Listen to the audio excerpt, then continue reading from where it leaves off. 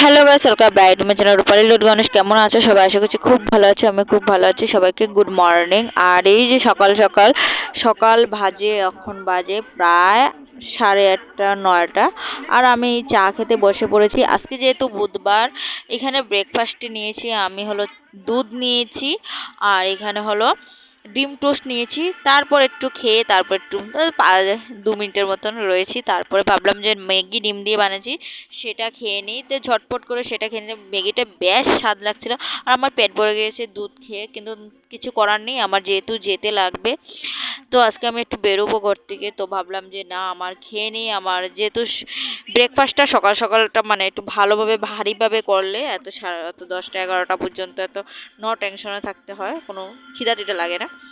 তো যাই হোক, আমি খাওয়ার জন্য প্রপার খাওয়ার জন্য মানে খেয়ে নিচ্ছি, খাওয়ার জন্য প্রস্তুতি না, খেয়ে নিয়েছি। তো প্রায় আমার খাওয়া কমপ্লিট। তো বাবু এখানে বললো বাবু খাবে না, তো আমি বললাম এটা ঢেকে রেখে তো পরে খেয়ে যাবে। তো এইটাই বললাম। তো যাই হোক, এখানে দিয়া দিয়ে দিয়েছিল আর বাবুরটা ঢেকে রেখে দিয়েছি। তো দিয়ারটা আমি খেয়ে নিয়েছি, দিয়ে এগুলো খাবে না ঝাল। তারপর এখানে খাওয়া দাওয়া কমপ্লিট করে বিছনাটা গুছিয়ে নিয়েছিলাম, তোমার সাথে শেয়ার করলাম না আর কি। তো যাই হোক, এখানে হলো দিয়া একটু নাচানাচি করছিল, বক্সে গান বাজিয়ে দিয়েছি, তো সেটা আর কি নাচানাচি করছিল। তো যাই হোক, তারা ভাই বোন দুজনে বোন ভাইয়ে নাচছিল। তো বাবুর হাতে মোবাইল, তার পাপার মোবাইল দিয়ে গান শোনে।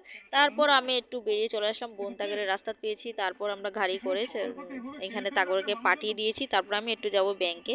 তো ব্যাংকের জন্য একটু আমরা প্রস্তুতি। তো যাই হোক, আমি আর আমার মেজো বোন যাব। তারপর আর কি, তারপর ব্যাংকের থেকে তারপর চলে আসলাম আমি এখানে, ব্যাংকে বলতে একটা দোকানে আর কি। তো যাই হোক, এখানে আমি একটু বাড়ি যাওয়ার আগে অনুকূল ঠাকুর মন্দিরে বিয়ের আগে অনেকবার গিয়েছি।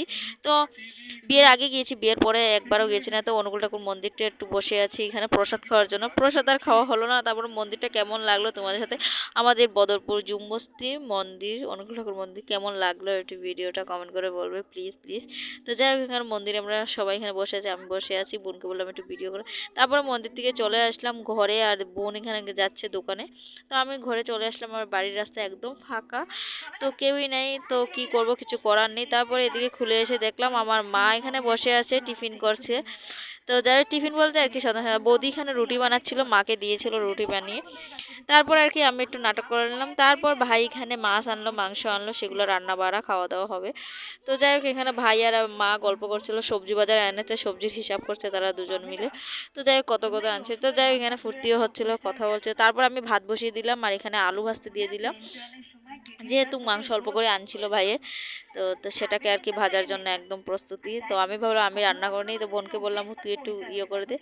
তারপর আর কি, তো আলু টালু ভেজে এখানে ভাত বসিয়ে দিলাম, ভাতটা প্রায় হয়েছে। তারপরে মাছটা আমি ভাতটা হয়েছে না, ভাতটা আর কি প্রায় মোটামুটি হয়েছে। তারপরে মাছটা ভাজতে দিয়ে দিলাম। তারপরে মাছ ভেজে তারপরে মাংস আমি ভাজছিলাম, মাংস অল্প করে এনেছিল। তো সেগুলো ভেজে নিয়ে তারপরে এই যে মোটামুটি এরকম করে ভেজে নিচ্ছিলাম। তারপর আর কি, এখানে আর টমেটো আর পেঁয়াজ দিয়ে একটা মাখা মাখা এখানে মাছের ঝোল রান্না করব। তো এইভাবেই আমি রান্না করছি। তো কেমন লাগলো একটু বলবে তো রান্নাটা।